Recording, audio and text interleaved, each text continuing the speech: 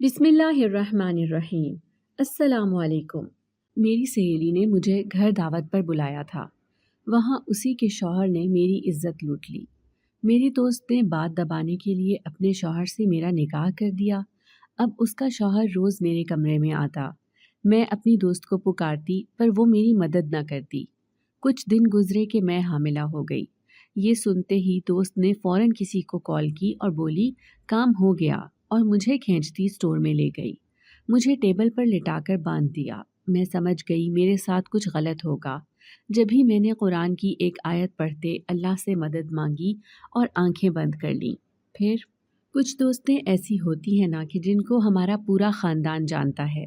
वो हमारे घर आती है तो हमारे सब घर वालों और रिश्तेदारों को पता होता है कि ये हमारी बेटी की दोस्त है, तो वो उसकी भी खूब बेटियों की तरह ही आओ भगत करते हैं।